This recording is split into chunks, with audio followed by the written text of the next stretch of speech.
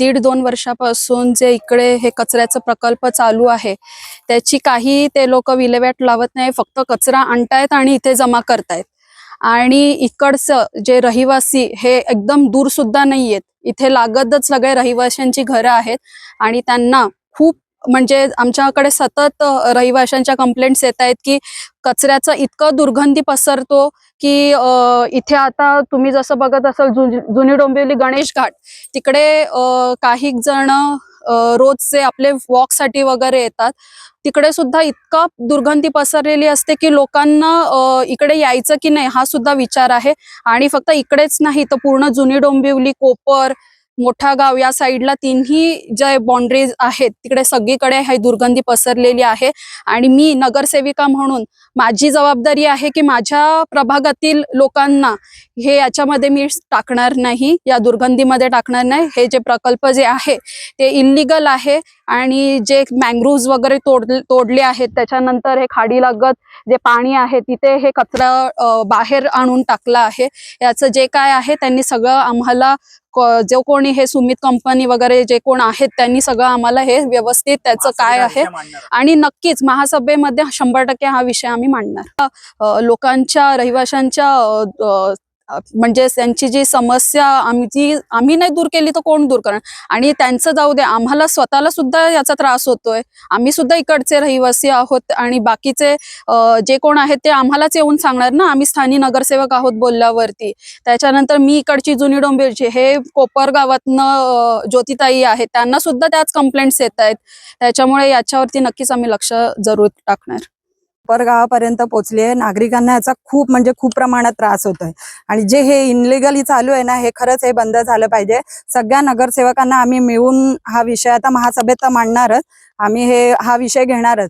कारण की 16 तारखेला आमचा रिझल्ट लागलाय, 17 तारखेपासून आमच्याकडे ह्याच कंप्लेंट्स येत आहेत की आम्हाला खूप त्रास होतोय। मग याची विल्हेवाट काहीतरी करायला पाहिजे ना, आणि जे काय तुम्ही करता ते लिगली करा ना, तुम्ही सगळ्या गोष्टींचं म्हणजे अनुकरण करायला पाहिजे। हा विषय आम्ही रविदादांपर्यंत पण नेऊ, कारण की आम्हाला ज्या रविदादांनी जी जिम्मेदारी दिली आहे, जे आम्ही आता नगरसेवक झाले, लोकांना आमच्याकडनं काहीतरी अपेक्षा आहेत ना, आणि पहिला हा विषय हाच विषय येतोय की कारण माझ्या घरापर्यंत वास येतोय। हे तर जुनी डोंबिवली, आम्ही कोपर गावात राहतोय, काहीच विरोध नाही, काहीच नाही। आणि आता आम्ही पूर्णपणे विरोध करणार आणि आम्ही पूर्णपणे उतरणार।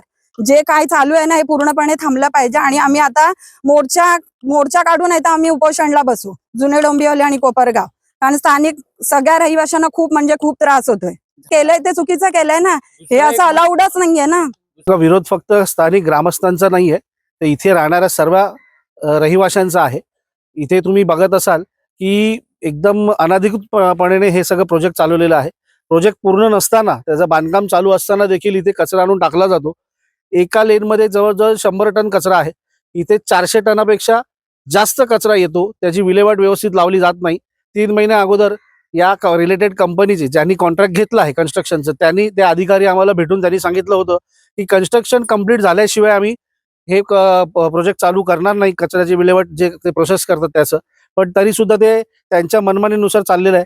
आपण जिथे उभे आहात हे मँग्रोव्स वरती भरणी केलेली आहे आणि आपण बघत असाल जर कचरा टाकण्यासाठी त्यांच्याकडे जागा आहे तर इथे त्यांनी बघा बाजूला जरा, इथे सगळं कचरा टाकून, आणि तुम्ही बघत असाल इथे जरा तुम्ही कॅमेरा मारा, हे सगळं जे वॉटर बॉडी आहे आपली, जे नॉर्मली आपला जो चॅनल आहे खाडीचा, त्याच्यामध्ये कचरा जातोय। म्हणजे भरणी तुम्ही कचऱ्याने करताय आणि या सगळ्या गोष्टी अनधिकृत आहेत। तुम्ही पुढे बघत असाल ती मँग्रोव्सची झाडं सगळी ती भरणीमध्ये दबलेली आहेत, म्हणजे इथे मँग्रोव्स होतं आणि मँग्रोव्स वरती भरणी करून हे सगळं मनमानी कारभार चाललेला आहे। हे कुठेतरी हे थांबलं पाहिजे। तुम्ही असं म्हणताय की हायटाईडचा विषय पण तुमच्या लक्षात आलेला आहे, त्याबद्दल काय सांगाल? मला इतकंच म्हणायचं आहे की केडीएमसी कडे एखादा आपण बिल्डिंगचं प्लॅन पास काम करतो तेव्हा सगळ्या परमिशन्स घ्याव्या लागतात, पण जेव्हा खुद्द केडीएमसी काम करत असते तेव्हा खाडी लगत असलेल्या प्रोजेक्टला लो टाईड आणि हाय टाईड या गोष्टीची परमिशन घ्यावी लागते। इथे 50 मीटर पासून लांब तो प्रोजेक्ट असला पाहिजे, हा 50 फुटावरती पण नाहीये। म्हणजे आता ओटी आहे तरी त्या प्रोजेक्टला खाडीचं पाणी लागलेलं आहे, भरती असताना ते अजून वरती येतं। म्हणजे हे कुठलाही परमिशन न घेता हा प्रोजेक्ट चालू आहे, म्हणजे 100% अनधिकृत आहे।